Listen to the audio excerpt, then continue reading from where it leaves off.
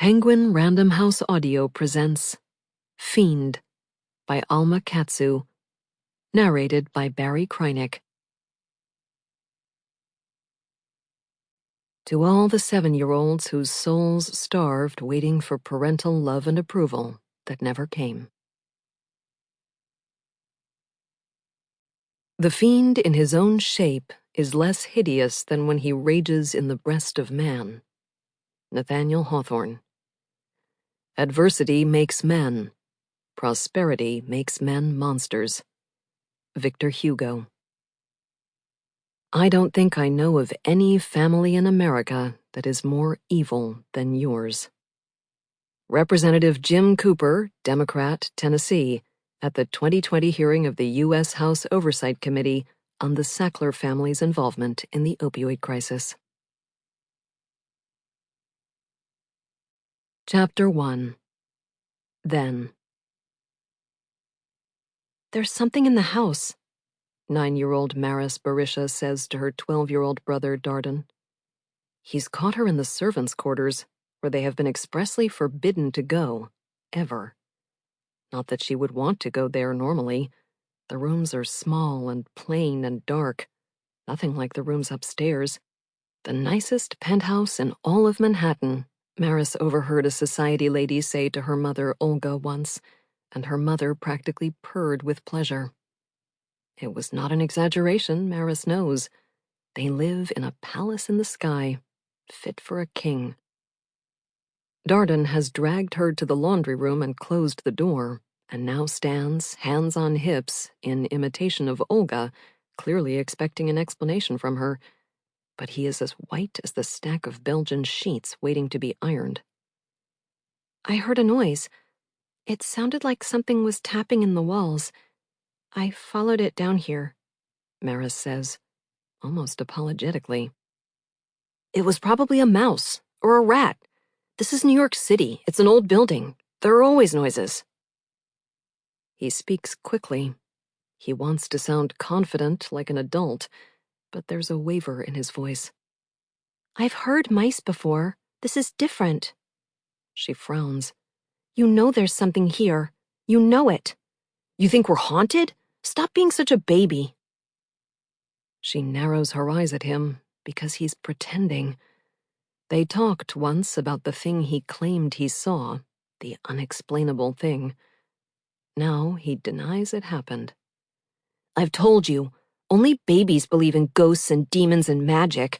That only happens in fairy tales. When you grow up, you realize that none of that stuff exists. What about the church? The old Greek Orthodox church that they attend is the most magical place Maris knows. Stepping over the threshold is like being transported to an enchanted world. Every surface is carved, inscribed, or gilded. Long-suffering saints look down from triptychs on the walls. It smells of incense. The priests wear long robes festooned with embroidery and mumble in a secret language. The priests say there are angels all around us. And if angels exist, then so do demons. Darden sneers. The church is the worst. It's just superstition. You can't put too much stock in all that. Dad says those old men live in another world, a world of made-up stories and groundless beliefs. It's not real. Darden likes to think he's all grown up, smarter than her, worldly wise. But Maris wants to tell him, you're just parroting Zeph. You don't know anything. It's not just the priests who believe in ghosts. She hesitates. She doesn't want to get anyone in trouble, but she has this bit of proof, and Darden is being so smug that she cannot resist throwing it in his face. Angelo told me somebody died in this very apartment, the people who owned it before us. The words are spit out, triumphant.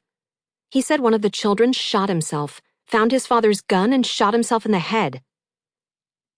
Darden laughs meanly. Angelo? He's just a doorman. He doesn't know. He's just trying to frighten you, telling you a scary story like at Halloween. But he shouldn't be telling stories about kids killing themselves. That's irresponsible. It's not a story, it's true. But Darden has already closed himself up. there's no getting through to him now. "Nobody died in our apartment, Maris. Ask Mother, she'll tell you." He grabs her arm, opens the laundry room door, and marches her out, up the servants' staircase to the pretty part of the house, where Olga is talking to the housekeeper about the menu for dinner. Maids wielding feather dusters or carrying stacks of clean clothes give Maris the side-eye. She realizes she shouldn't have violated their private space.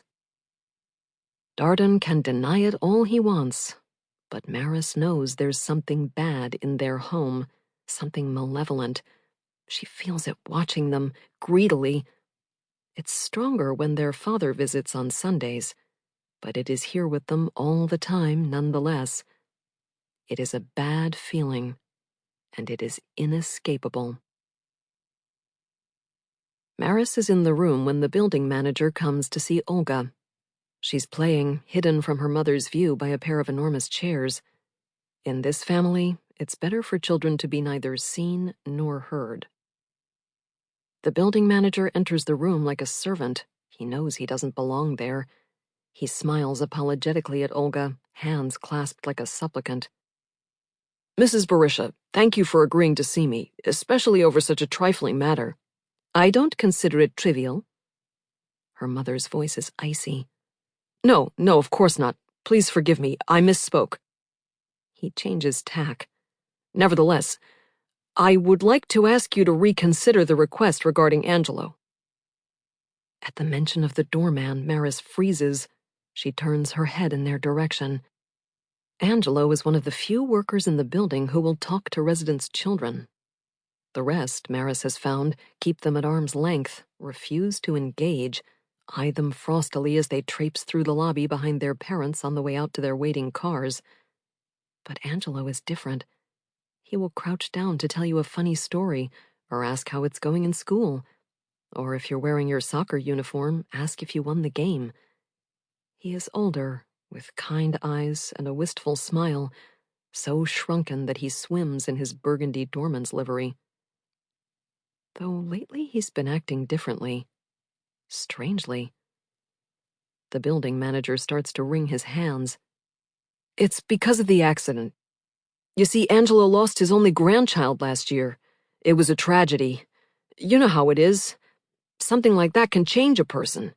He's still grieving, and sometimes he says—" The man looks pained as he takes a deep breath. "Inappropriate things. He told one of my children that someone died in our apartment." Olga's voice has grown louder, shriller. "Now she's afraid. She doesn't want to live here." An exaggeration. Maris frowns to herself. The building manager shakes his head. No. "Very regrettable, Mrs. Berisha. I agree completely.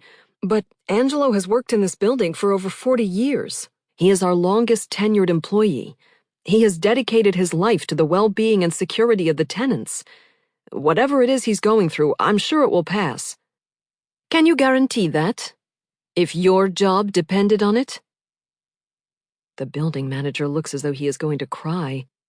"Please, Mrs. Berisha, if we let Angelo go, he won't be able to find work. No one will hire a man his age. How will he support his family? How will they survive?" There is a long moment of silence, but Maris does not feel the air thaw one iota. Finally, her mother says crisply, "That is not my concern. The safety of my family, that is my concern. Now, I believe I have made my wishes known, Mr. Perrotta.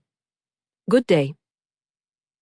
That evening, Olga sits on the edge of Maris's bed and explains that the previous owners of the penthouse had been a childless couple, now living in Tuscany. "So you see, it's not true. Nobody has ever died in our home.